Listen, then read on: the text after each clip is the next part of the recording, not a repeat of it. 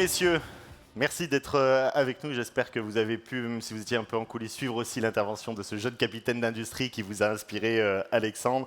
Alors, on va parler avec vous de croissance, d'innovation, de transformation, mais juste avant, j'aimerais qu'on parle de dirigeants.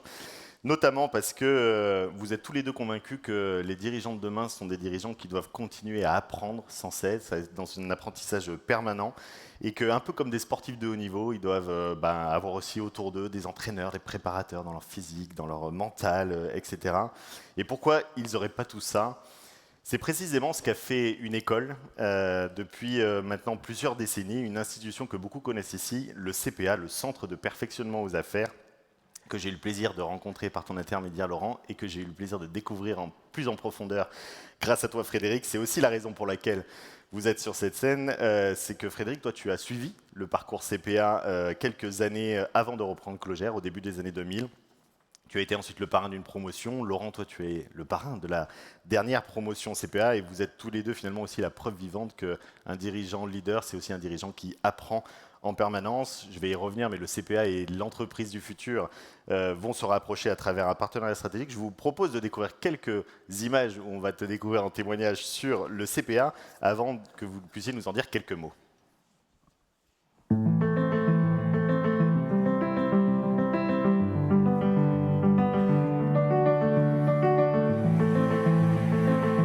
Moi, je suis une formation technique à la base. J'avais un côté créatif, et avec le CPA, et ça m'a permis d'innover pour la société sur les nouvelles matières. Vous allez prendre de la connaissance, prendre de la hauteur. Je fais le CPA parce que j'ai envie d'étoffer mes compétences et donc pouvoir avoir des sessions avec des intervenants qui nous font des cas pratiques pour pouvoir développer ces compétences-là, c'est très très précieux. La cohésion du groupe, dès la première session, ça a été comme si on se connaissait depuis toujours en fait. On se sent en confiance, il y a beaucoup d'humilité. J'ai jamais vu ça ailleurs en fait, c'est formidable vraiment. C'était un petit peu un tournant en fait de ma carrière car je m'apprêtais à reprendre la direction du groupe familial. Ça m'a permis surtout de prendre de la hauteur en fait et de sortir un petit peu la tête de l'eau de tout ce qui était opérationnel et de voir plus grand et de vraiment me concentrer sur la stratégie parce que c'est vrai qu'en tant que dirigeant on est souvent la tête dans le guidon et on ne prend pas le temps. Et donc voilà, ça m'a permis de vraiment prendre ce temps-là. C'est réussi. Ça donne confiance aussi en fait de faire le CPA. Je vais dire, il y a un avant, un après le CPA, enfin une bouffée en tout cas d'air pur, de pouvoir décoder, de rencontrer des tas de gens avec des problématiques différentes.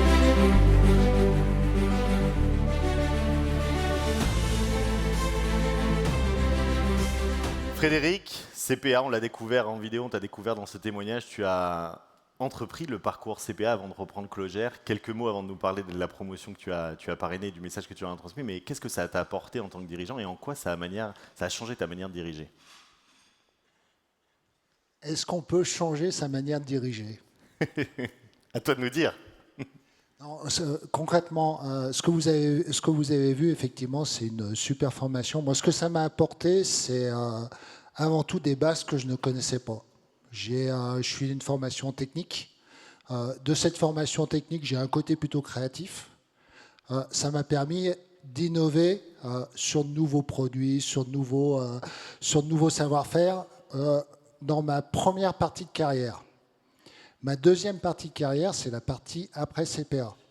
Et là, j'ai intégré des compétences que je ne connaissais pas, des compétences en finance, des compétences en stratégie, des compétences en marketing. Et ça m'a permis d'innover.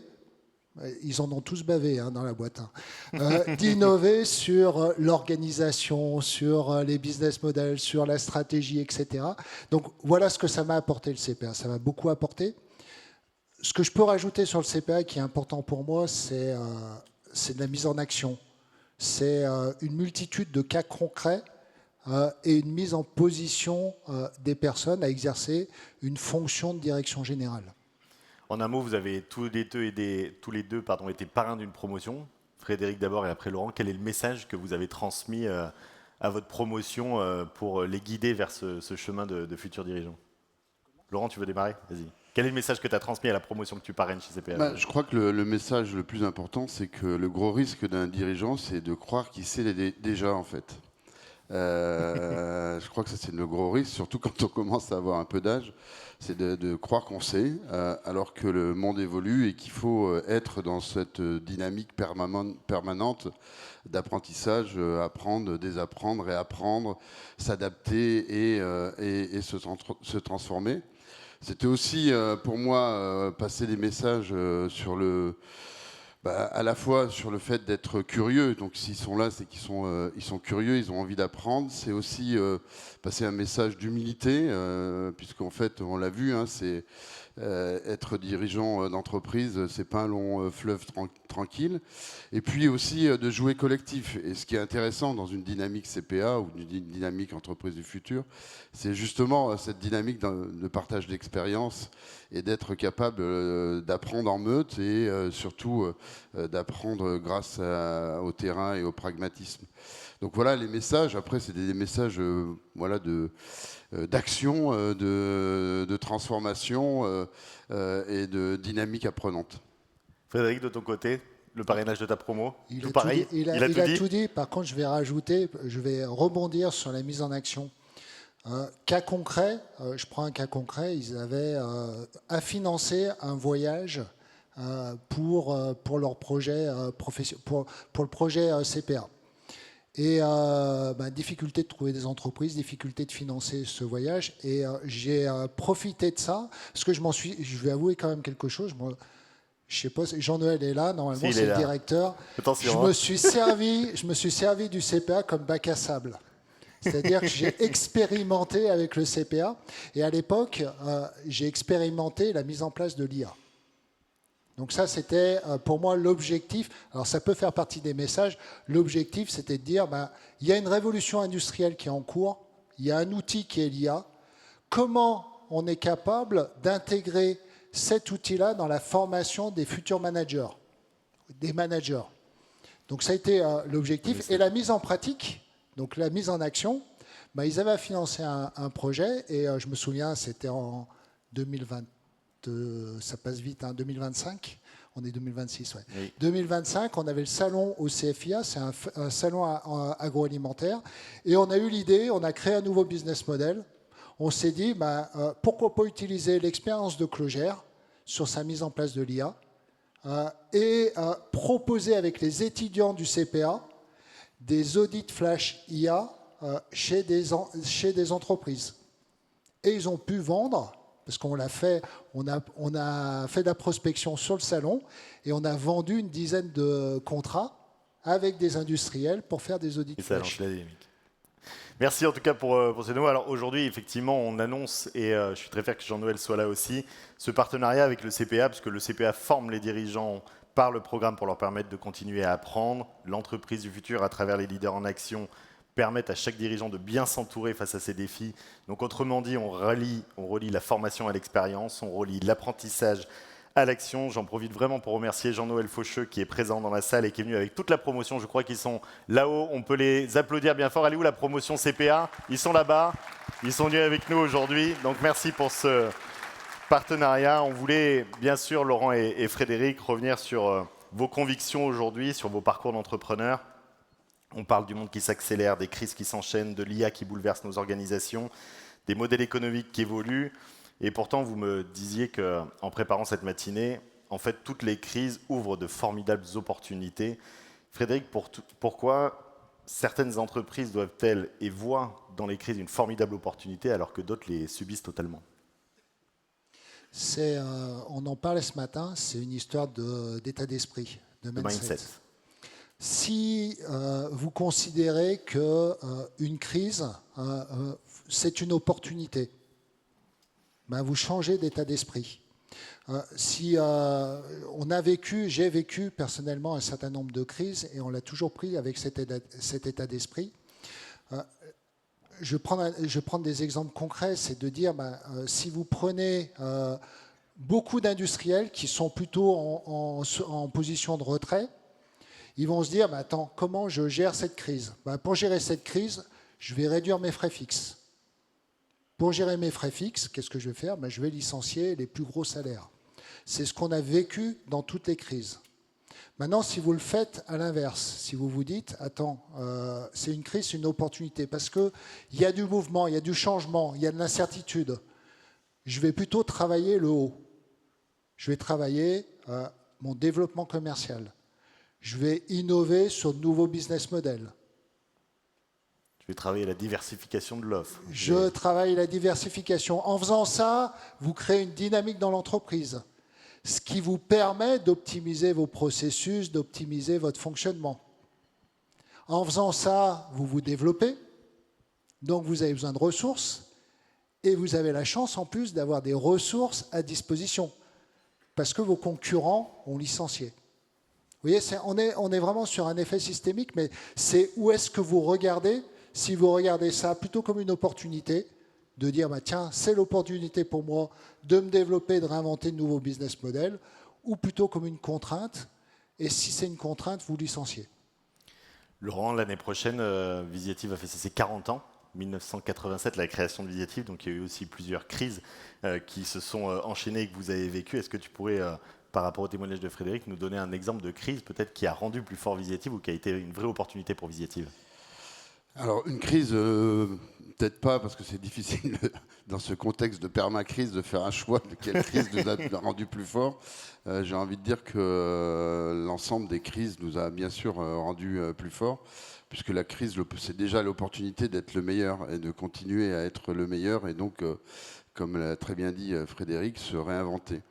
Après, si j'ai une mémoire et je fais un peu de rétroviseur et je regarde ce qui nous a permis, nous, clairement de nous réinventer, c'est bien sûr transformation digitale et puis tout de suite derrière la crise du Covid qui a quand même mis en lumière que le digital était important puisqu'on s'est tous retrouvés confinés. Et puis j'en ai profité, y compris pour remobiliser les équipes en interne et nos clients afin de lancer cette dynamique que j'avais appelée Grand Air. Grand air pour bien sûr retrouver de l'air, mieux respirer, se réinventer, rebond, résilience, etc. Donc ce R qui nous a permis, nous, quelque part, de nous repositionner, non plus en vendeur de produits, mais en accompagnateur de transformation. Donc ça nous a permis quoi? Ça nous a permis en fait d'aller encore plus proche chez nos clients. On en avait besoin, on était resté en confinement, on a donc été à l'écoute au sens diagnostique du terme, on a appris, on a justement déployé l'empathie qui était nécessaire d'employer pour justement réadapter derrière notre proposition de valeur. Donc comme l'a très, très bien dit Frédéric, c'était l'opportunité, nous, de retrouver, se réinventer, de retrouver des nouveaux modèles économiques, sachant que Visiative fait 70% de son chiffre en récurrent, donc il fallait là aussi retrouver des modèles récurrents pour garder la fidélité de nos clients et réfléchir au futur, et réfléchir dans une dynamique, comme on l'a vu avec Alexandre, que je connais très bien, qui est un de nos clients historiques, repartir dans une dynamique d'écosystème et de plateforme. Alors, effectivement, on a parlé de crise et on parle souvent de crise. Il faut faire preuve de résilience. Je sais que c'est un mot que vous n'aimez pas vraiment, faire preuve de résilience. Par contre, Frédéric, tu nous dis qu'il faut faire preuve aujourd'hui d'antifragilité. Est-ce que tu peux nous expliquer ce que ça veut dire, ce terme antifragilité, mais surtout comment ça s'incarne chez Clogère au quotidien? L'antifragilité, c'est la capacité, on en parlait précédemment, c'est comment tu fais pour transformer une contrainte en opportunité, mais surtout derrière, comment tu la transformes en réalité. Donc ça, c'est premier ingrédient, c'est l'état d'esprit que tu peux avoir. Après, ça marche que si tu t'as anticipé et que tu t'es structuré pour pouvoir gérer ces fameuses crises. Et chez nous, comment on l'a matérialisé? Ça, c'est historique. Hein. Mon père a créé la société en 71 et on s'est structuré autour de plusieurs marchés. On s'est structuré autour de plusieurs géographies, de plusieurs savoir-faire, froid, traitement d'air, de plusieurs métiers. Et on intègre toute la chaîne de valeur. Ça veut dire quoi? C'est quoi l'antifragilité dans ce cas-là? C'est de dire, quand tu as une zone géographique qui va moins bien, les autres peuvent prendre le relais. Quand tu as un métier, quand on a eu la crise en 2009, je m'en souviens très bien, où l'installation en froid et en traitement d'air s'est arrêtée du jour au lendemain. On est passé à 0 commande de travaux neufs. Mais on a eu le service qui nous a permis de rebondir face à cette contrainte. Donc la diversification est une manière de rendre son entreprise antifragile, entre guillemets. Donc ça, c'est le premier ingrédient et, en termes d'organisation. Et je vais rajouter le deuxième, ça c'est plutôt un ingrédient interne. Et il y a un ingrédient externe, c'est de dire il faut que tu sois libre de tes mouvements.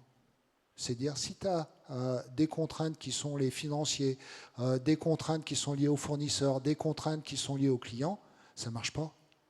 Et on sait toujours, je dirais, historiquement, on a toujours eu notre plus gros client, on ne pèse pas plus de 2% de notre chiffre d'affaires.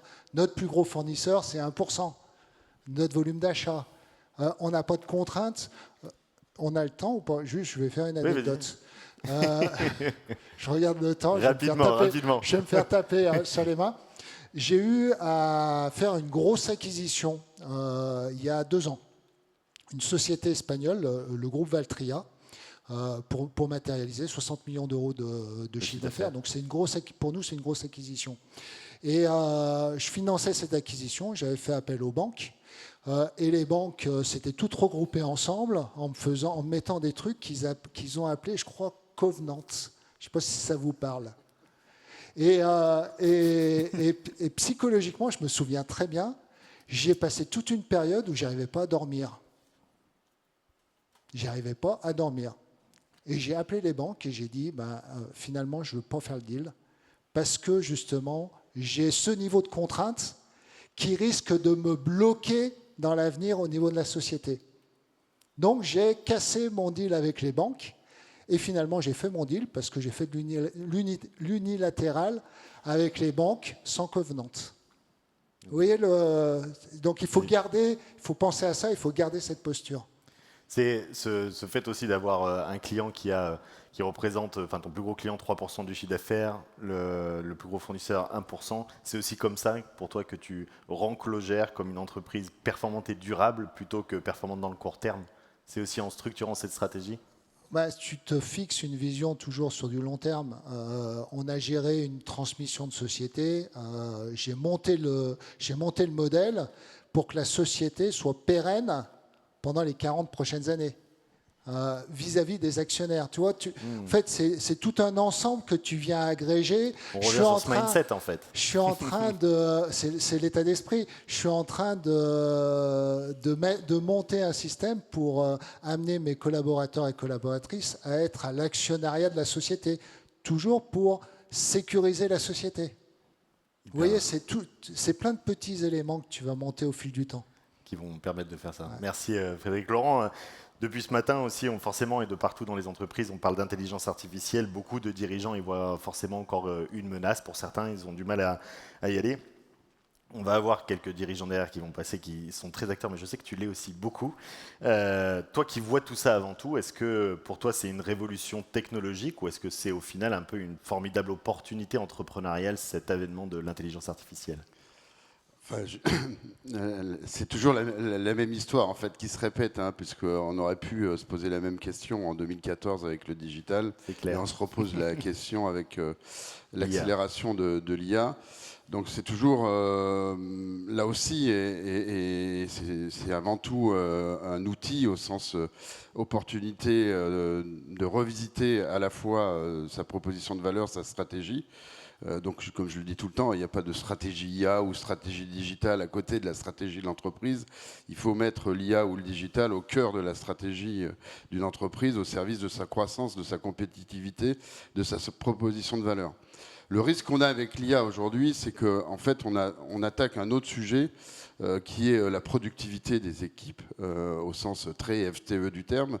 Comment je peux remplacer Alain, qui est un humain, par Alain, qui est un agent IA, qui, pour le coup, donne en fait cette plateforme hybride qui va à la fois orchestrer de l'humain et des agents IA.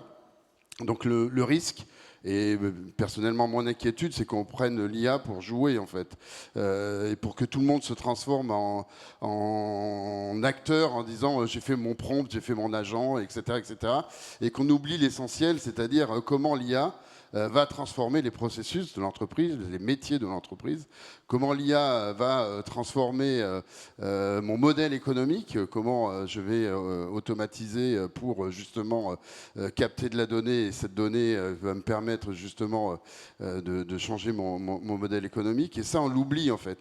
Donc tout le monde s'amuse aujourd'hui. Il va falloir se professionnaliser. Donc il faut que tout ça rentre dans une dynamique de gouvernance. En tout cas, c'est ce qu'on essaye de conseiller à nos clients. Hein, ce qu'on fait avec la BPI, avec Dassault Systèmes, hein, dans l'accélérateur IA, c'est de redonner... là aussi, faut pas se voiler la face. Hein. Quand je discute avec certains entrepreneurs qui ont fait le premier accélérateur IA, ils ont tout joué, ils ont fait leur prompt, ils ont joué avec Claude, ils ont fait plein de petites choses, etc. Mais c'était pas ça le digital en 2014 quand on disait c'est le réseau, c'est l'internet, etc. C'est de rendre en fait tout ça au travers d'un usage et une expérience au service du métier de l'entreprise et de sa croissance et de sa compétitivité. Tu parles souvent de l'entreprise plateforme, cette entreprise qui est ouverte, qui est apprenante, qui est capable de travailler avec son écosystème.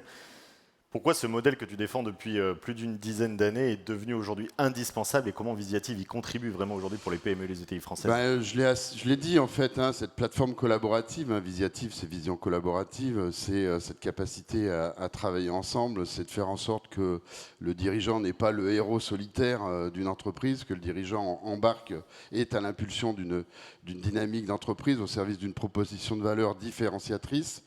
Et qu'aujourd'hui, en fait, avec des agents humains et des agents digitaux, tout ça va encore s'amplifier au sens orchestration du terme.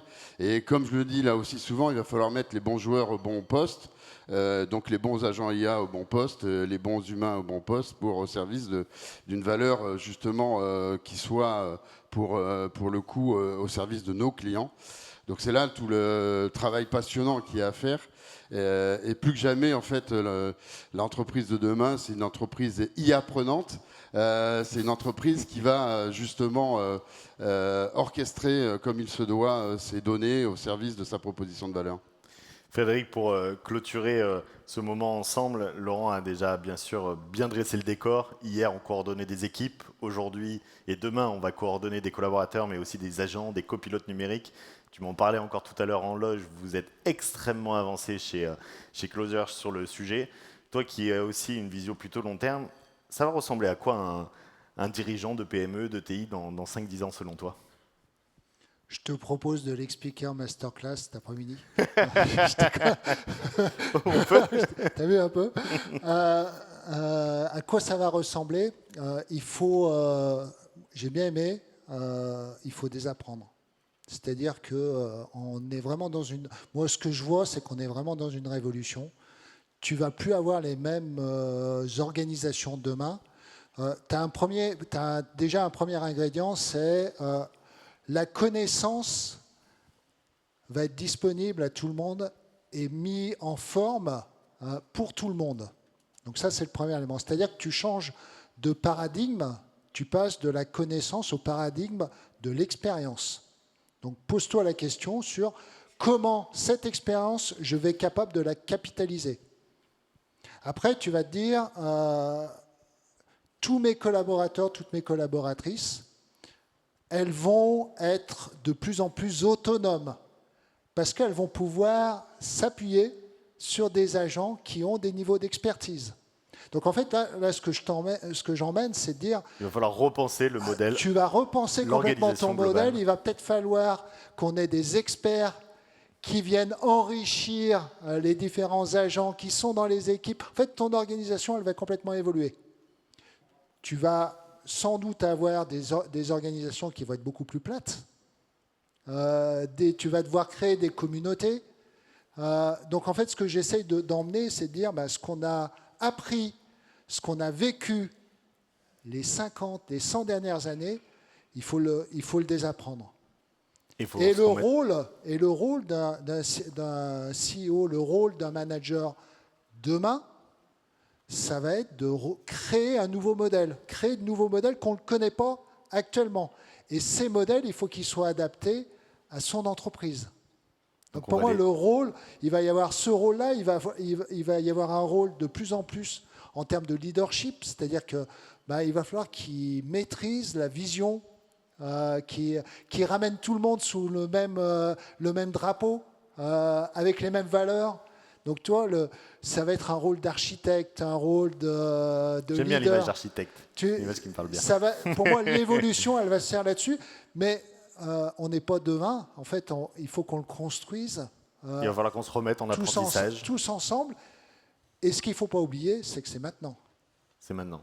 C'est-à-dire, pour moi, il y a un point qui est fondamental, c'est de dire, attends, est-ce que tu veux, en termes d'état d'esprit toujours, est-ce que tu prends le dossier tout de suite ou plus tard? C'est-à-dire, est-ce que tu rentres en action tout de suite parce que ça va vite, ou plus tard? Parce que dans tous les cas, tu auras un de tes concurrents qui va rentrer en action.